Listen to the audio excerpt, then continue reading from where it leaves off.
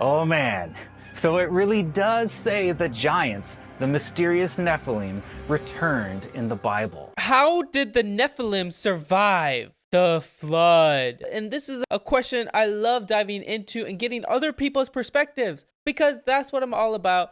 I love hearing other people's perspectives by Brewery Ministries. Let's get into it. Hundreds of years after the Bible's flood story, the mysterious Nephilim giants have returned. But how? Didn't the flood wipe them out? Let's find out. Oh yeah. So one day I was facilitating a discussion about angels and demons in the Bible, and I said something that nearly made one person fall out of his chair. The Nephilim return after the flood. He looked at me in total disbelief, and he threw a challenge out at me. He said, "Show me one verse in the Bible that says the Nephilim returned after the flood."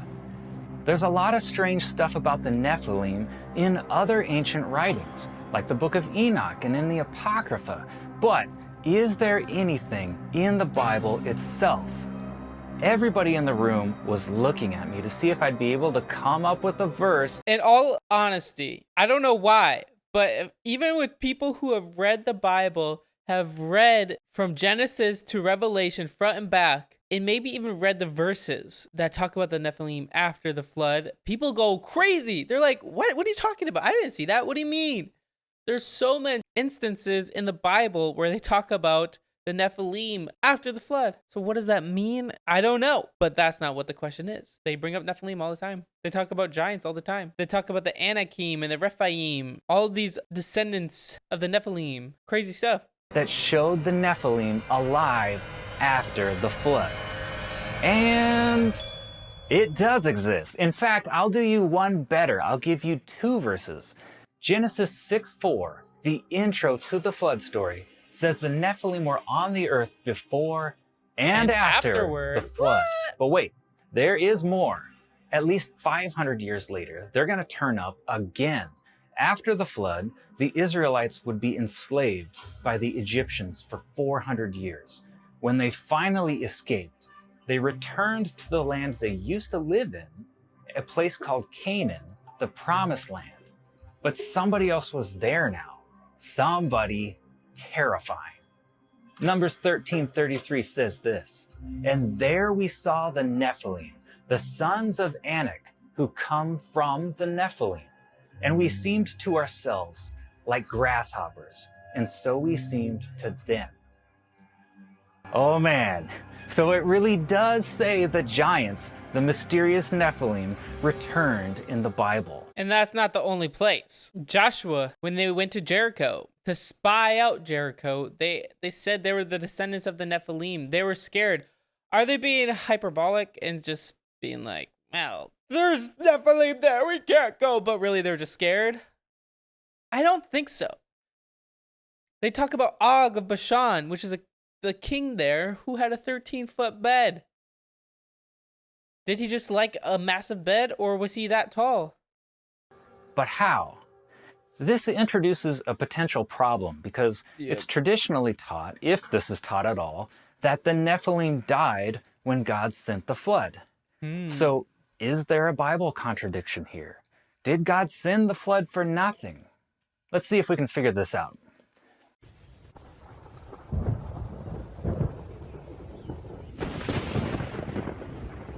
There are at least 3 ways to solve this problem that Bible scholars talk about, and one of them might rock your understanding of the flood story. But that might not be a bad thing.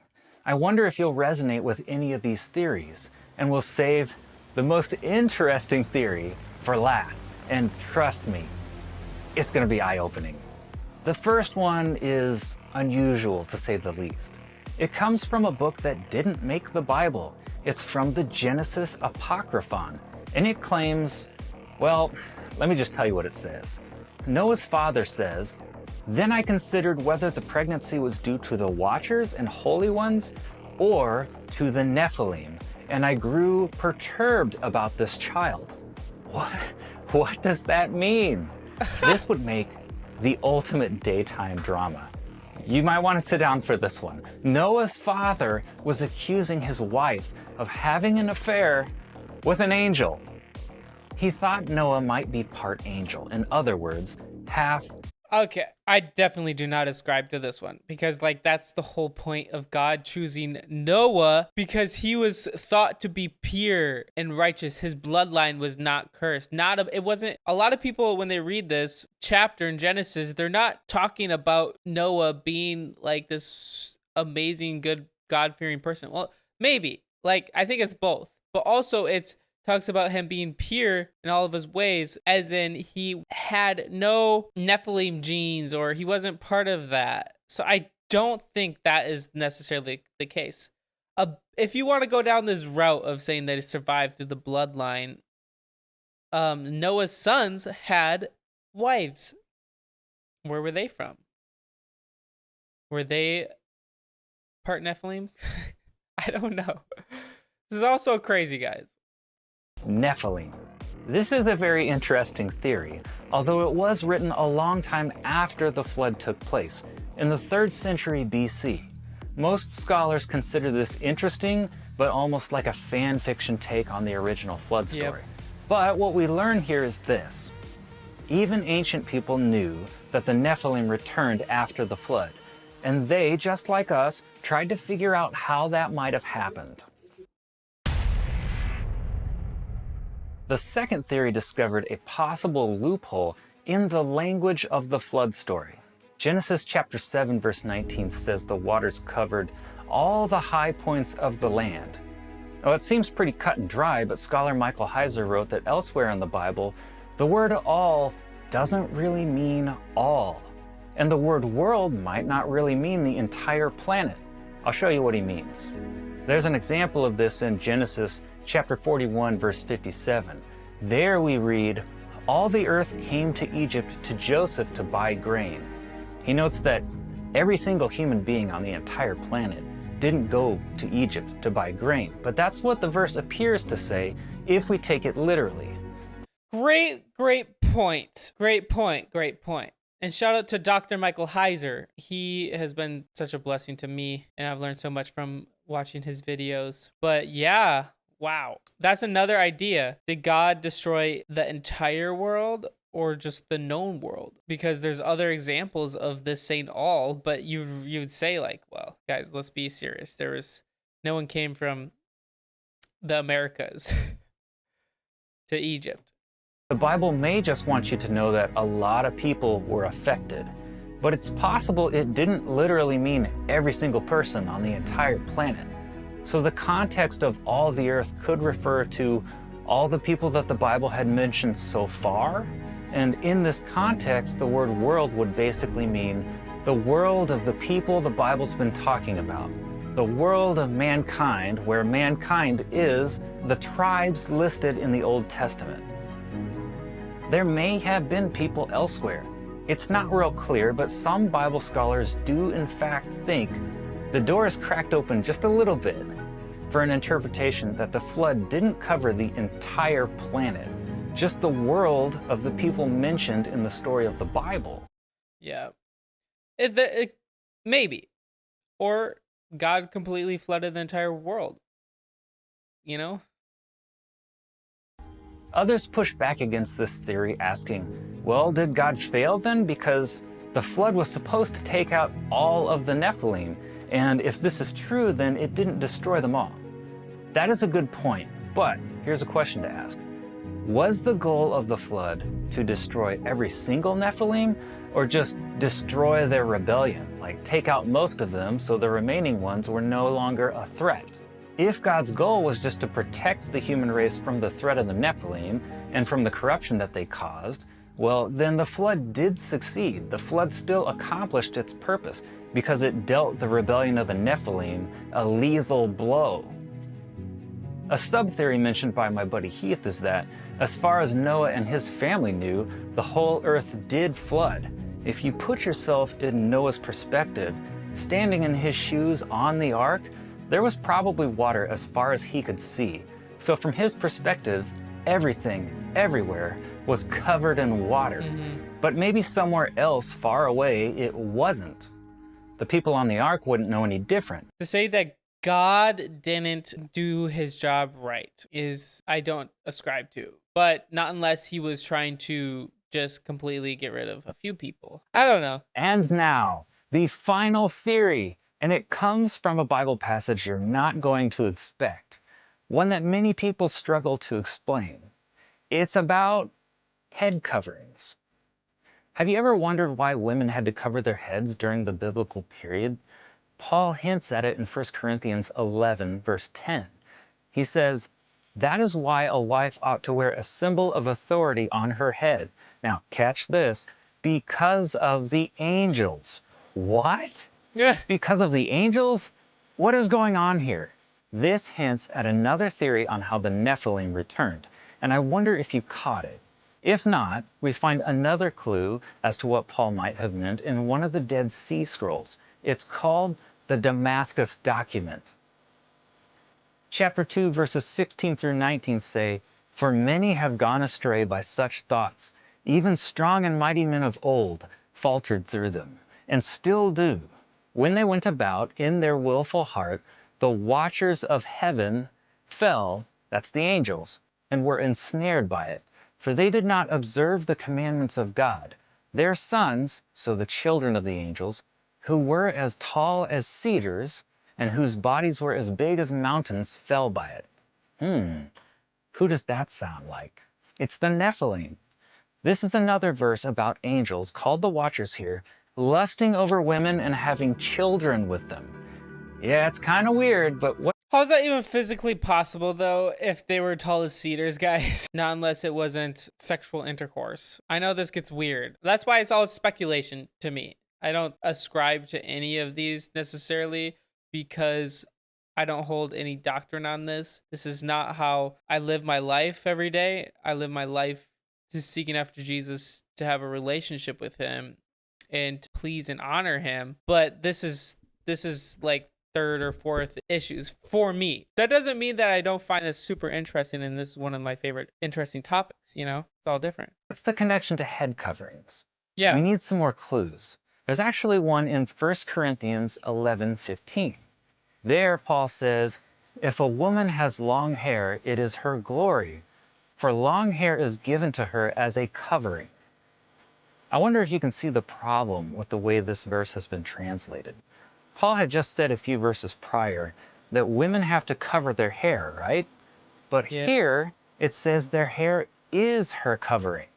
So how can hair be both her covering and need a covering? Yeah, that's confusing. The English translation actually doesn't make sense. But the problem isn't Paul, and the problem's not the Bible itself. What I'm about to say is going to sound crazy, so I want to first mention that this theory has been published in an academic journal, the Society of Biblical Literature, and it has been peer-reviewed by other scholars. According to scholar Troy Martin from Xavier University, the word used here for covering can also be translated as, prepare yourself, I don't know how else to tell you this, it's testicle. Yeah, it's weird, What? but Paul didn't mean that literally. What Paul really meant was that long hair was thought of in the ancient world as a part of the reproduction system, an extension of the reproduction system. What? And in fact, that's exactly what ancient people thought during this time period. If you want to know more details, you should look up Troy Martin's work on JSTOR.org, or listen to the Naked Bible podcast number 86, where I first discovered this theory. But you might actually have heard this before and you just didn't realize it. Let me explain. For instance, I'm gonna guess he's gonna explain like long hair is known as, I could be way off, as fertility and being healthy and having a way of being able to produce an offspring. have you ever heard that long hair is a symbol of fertility? Think about that for a minute. Why would long hair be a symbol of fertility? You may have heard that from other mythology. It's a much milder way of saying long hair was believed to be an extension of the reproductive organs. We know for a fact that ancient people thought this way about long hair from the writings of, check out these famous names, Hippocrates, Tertullian, Aristotle. A woman dangling her hair while she bowed her head to pray was thought to cause the angels to lust over her. When Paul was talking about head coverings, according to this theory, he was thinking of Genesis 6, 1 through 4. Wow. Yeah, that's the chapter where the Nephilim were first created, when the angels took human wives, mating with them, creating the giants. This hints at something called the repopulation theory. It's the belief that the angels, rebel angels, mated with human women again after the flood to create more Nephilim, which is exactly what the Damascus document that we looked at was saying. It was suggesting that the angels impregnated more human women after the flood, but the Bible itself doesn't say for certain. But Paul wasn't willing to take any chances, hence why he said women should cover their heads. So That's wild. So it makes me wonder what in the world is going on. I don't know. We see there was a lot during the first century, there was a lot more spirituality going on with the fallen angels, more than what we realized. The book of Enoch actually was a pretty fundamental manuscript that people would have known about and was integrated within their lives, I would say. our final theories. 1. Someone on the ark was a Nephilim. That's probably the most unlikely theory. 2. Really? The flood was local. This could be supported by finagling some of the verbiage in the Bible a little bit, but the door is cracked open for that possibility at least. And 3rd, the angels made more Nephilim after the flood. So which of these theories seems most plausible to you? Let me know in the comments. I actually don't know which theory is correct, and I think that's okay. Yep. This isn't something that's an essential part of the Bible. Exactly. It is an important part of the story, but it's not an essential. It's actually okay to not take a position on this. But I do find the story fascinating, and I hope you do too. I agree. But I would say it would make a lot of sense for a lot of the things going on within our world and society today if these things were true. Let's just say the alien abductions, so many people who claim they have these things happening to them. What if that is the fallen angels, the Nephilim, trying to produce their offspring again?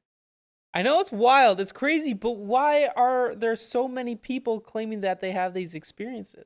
I don't know, guys, but I will say I absolutely love it. Shout out to, it's such a good video, the Brewery Ministries. Go subscribe. I don't know all of their beliefs, but they're fascinating. You should subscribe, check them out, and give them a follow. Comment down below what your guys' thoughts are on this. This is also fascinating. Anyway, guys, thank you so much for watching. I encourage you to hit the like button and subscribe if you haven't. Now, just remember, Jesus loves you so much.